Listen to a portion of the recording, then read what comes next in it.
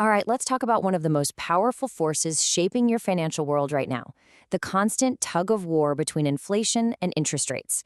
Today, we're going to break down how this economic seesaw really works. You know that feeling, right? You're at the grocery store, you're at the gas station, and you just get this sense that your paycheck doesn't stretch as far as it did last year.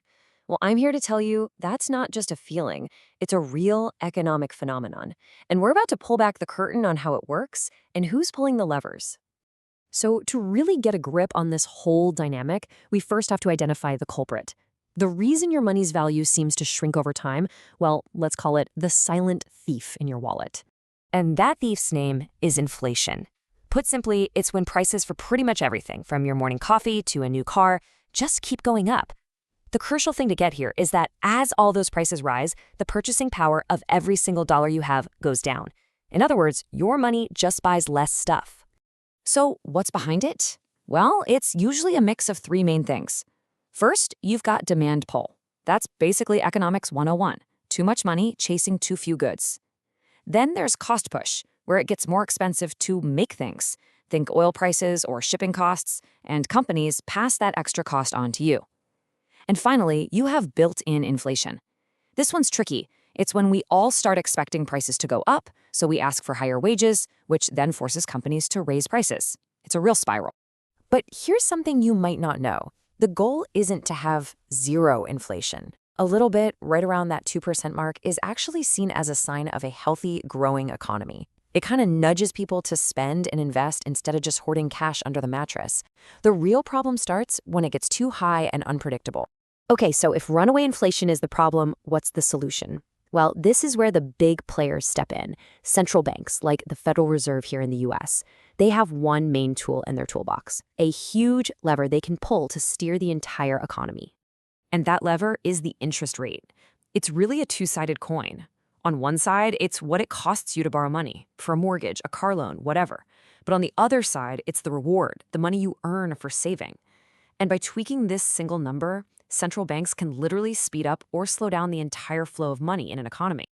And this brings us to the key idea for today's explainer, the economic seesaw. Just picture it. On one end, you've got inflation. On the other, you've got economic growth. And the central bank's job, it's to sit right in the middle, constantly shifting its weight to keep the whole thing from tipping over. And this slide, it lays out their game plan perfectly.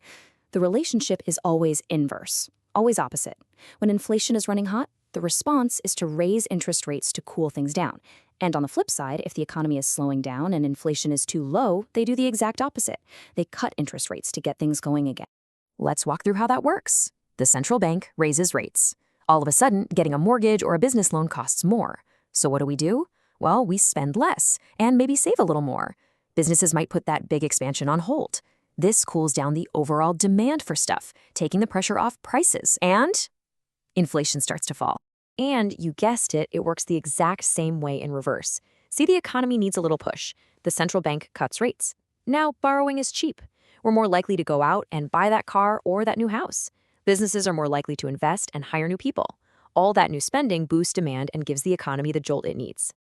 Okay, I know what you're thinking. This all sounds a little abstract, right? Central bankers, monetary policy. But these decisions aren't just happening in some far-off boardroom. They have a direct impact on your wallet. This is your side of the seesaw. I mean, just look at how direct this is.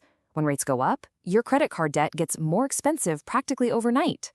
The payment on that mortgage you were looking at might suddenly be higher. But the flip side is the money in your savings account finally starts earning you some decent interest. When rates fall, the opposite is true. It's a great time to refinance a loan, but your savings account is basically earning nothing. Our behavior is constantly being guided by these shifts.